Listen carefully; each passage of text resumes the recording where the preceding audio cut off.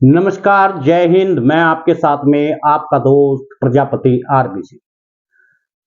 प्रजापति समाज के साथ एक के बाद एक लगातार अत्याचार होता हुआ दिखाई देता है। ऐसे ही एक मामला आया रंगदारी मांगने का, जहां डॉक्टर सुरेश प्रजापति, जो शाश्वत केयर हॉस्पिटल चलाते हैं अवलेशपुर वाराणसी में,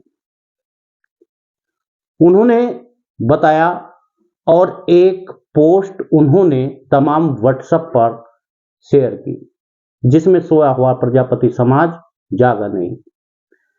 किसी भी के साथ में अत्याचार हो, लेकिन समाज को कोई फर्क नहीं पड़ता, समाज के नेताओं को कोई फर्क नहीं पड़ता। तमाम नेता झंडा उठा करके जनता को अपने साथ लगाने पर तो आतुर है। तमाम नेता एक मंच पर आने की बात भी कहते हैं, लेकिन पीड़ितों के साथ में आखिर खड़े क्यों नहीं होते। इससे पहले हमने भी अपनी इस तरह की कोई समाज की विपदा बताई थी। सरकार किसी को भी उनके खिलाफ बोलने पर घेरे में ले लेती है, जिसमें मैं भी एक पीड़ित हूं। लेकिन यहां पर मामला दूसरा है। आपको बता दे, डॉक्टर सुरेश कुमार प्रजापति, जो शाश्वत केयर हॉस्पिटल चलाते हैं अवलेशपुर वाराणसी में, विकास तिवारी, जो ग्राम उर्दा, थाना चिनारी, जिला रोहतास और बिहार के रहने वाले हैं, वे उन्हें लगातार व्हाट्सएप पर प्रताड़ित कर रहे हैं, उन्हें लगातार थ्रेट दे रहे हैं, उन्हें लगातार धमकी दे रहे हैं। उन्होंने तमाम समाज के लोगों को गुहार लगाई, उन्होंने तमाम पुलिस प्रशासन को गुहार लगाई, लेकिन न समाज बोला और न ही पुलिस प्रशासन। ऐसे उस समाज का फायदा भी क्या, जो अपने को पीड़ित देख करके बोल न सके, जो अपनी आवाज को बुलंद करने वाले की आवाज न बन सके। उससे अच्छा है कि समाज अलग अलग धड़ों में बटा हुआ है, वही अच्छा है। ऐसे में लगातार पीड़ित बढ़ता हुआ जा रहा है और समाज के लोग कहते हैं कि संगठन बनाओ। ऐसे संगठनों का लाभ भी क्या? क्या राजनीति के लिए संगठन बनेंगे? क्या बड़े बड़े महाकुंभ राजनीति के लिए बनेंगे? किसी की आवाज नहीं उठेगी। ऐसे में सुरेश कुमार प्रजापति का नाम आता है, जिन्हें बिहार के विकास तिवारी नाम का एक व्यक्ति लगातार धमकी दे रहा है, और सोया हुआ समाज और सोए हुए नेता यह तमाशा देख रहे हैं। वे व्हाट्सएप पर, सोशल मीडिया पर, फेसबुक पर तमाम लोगों को गुहार लगा रहे हैं, और आपकी हिम्मत तक नहीं पड़ती आप वीडियो को शेयर करें, आप उनकी पोस्ट को शेयर करें और उसे एक मुद्दा बना दे। आखिर क्यों कोई आपकी आवाज को उठाएगा? आखिर क्यों कोई आपकी आवाज बनेगा? हर नेता चाहता है कि मैं टीवी चैनलों पर आऊं, मैं डिबेट में आऊं, मैं न्यूज चैनल पर आऊं, मैं लोग मेरा चेहरा देखें। लेकिन जब आपसे कोई सहायता मांगता है तो आप मुंह छिपा लेते हैं, आपका दिखाई नहीं देता। आप कहां चले जाते हैं? आप बड़े बड़े फोटो डालते हैं, आप बड़े बड़े उद्घाटन करते हुए फोटो डालते हैं, आप कहीं किसी के पास में बैठते हैं, उस शोक सभा का फोटो डालते हैं, लेकिन आप कभी समाज के लिए काम करना नहीं चाहते, समाज के उन लोगों की सहायता करना नहीं चाहते, जो लोग या तो आपकी आवाज बनते हैं या आपसे वे लोग सहायता मांगते हैं। ऐसे में नाम आता है सुरेश प्रजापति का। सुरेश प्रजापति, जो कि एक पेशे से चिकित्सक है, एक डॉक्टर है, और उनके साथ में जो हुआ वह वास्तव में बहुत ही दर्दनाक घटना है। लेकिन समाज के लोगों को इन सब बातों से कुछ लेना देना नहीं है। विकास तिवारी, ग्राम उर्दा, थाना चिनारी, जिला रोहतास, बिहार का रहने वाला है, जो व्हाट्सएप पर उन्हें लगातार धमकी दे रहा है।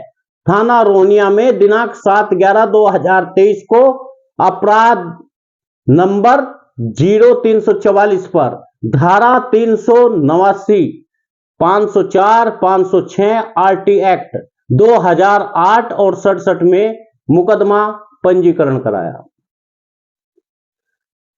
17/11/2023 को अखिलेश मिश्रा, कमरा नंबर 302, शिवपुरी, वाराणसी द्वारा उन्हें फिर धमकी का एक पत्र मिला जिसमें 10 लाख रुपए की रंगदारी मांगने का मामला आया, लेकिन पुलिस हाथ पर हाथ धरे बैठी है।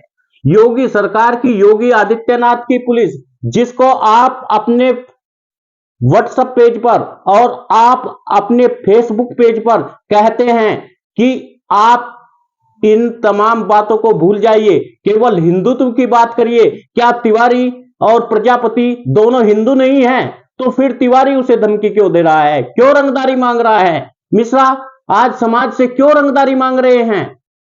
आज हिंदुत्व की बात नहीं है। सत्ता लेने के लिए केवल हिंदुत्व का वादा किया जाता है और सत्ता पर जो लोग आसीन हो जाते हैं फिर वे प्रजापति समाज जैसे लोगों से रंगदारी मांगते हैं और उन्हें धमकाया जाता है।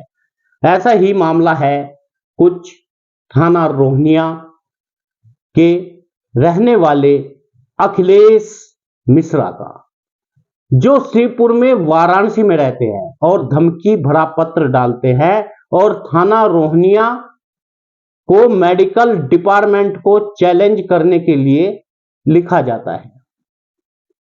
वो कहता है यदि आप 10 लाख रुपए नहीं देंगे तो मैं आपके हॉस्पिटल को बदनाम कर दूंगा। दिनांक 25/11/2023 तक यदि आपने रंगदारी नहीं दी तो हम आपको गोली से उड़ा देंगे, ऐसी धमकी दी जाती है। और पत्र में अकाउंट नंबर, IFC कोड भी जोड़ दिया जाता है।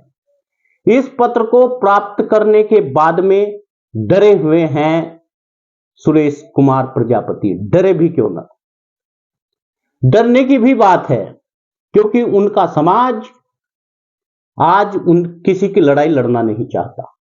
उनके समाज के नेता बड़े बड़े पदों पर बैठना चाहते हैं। उनके समाज के नेता तो भारतीय जनता पार्टी के साथ में जुड़ करके अपने आप को मंत्री बनाना चाहते हैं और कई बार पुलिस उनके साथ नहीं होती, क्योंकि मिश्रा, शुक्ला, तिवारी, दुबे के साथ में पुलिस रहना चाहती है। साथियों, यदि आपके पास में कोई पीड़ित आकर के आपसे सहायता मांगता है, समाज से सहायता मांगता है और समाज इन सबको देख करके अनदेखा करता है, तो उस समाज की आवाज का क्या फायदा होता है? आज पूरे देश में लगातार समाज की दुर्दशा है, गरीब समाज की दुर्दशा है, पीड़ित होता हुआ दिखाई देता है। लेकिन समाज के लोग कहते हैं आप इकट्ठा होइए, आप रैली करिए, आप हमारे पीछे आइए, हम आपको न्याय दिलाएंगे। किस तरह न्याय दिला पाएंगे आप न्याय दिला ही नहीं सकते।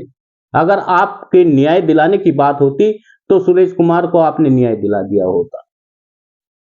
लगातार समाज को एक के बाद एक अत्याचार हो रहा है, सरकारी डिपार्टमेंट अत्याचार कर रहे हैं, खुद योगी आदित्यनाथ प्रजापति समाज के लोगों पर अत्याचार करते हैं और उन्हें नोटिस थमा दिया जाता है, उनकी कमजोरी पकड़ के उन्हें पीड़ित उसके बाद और प्रताड़ना दी जाती है।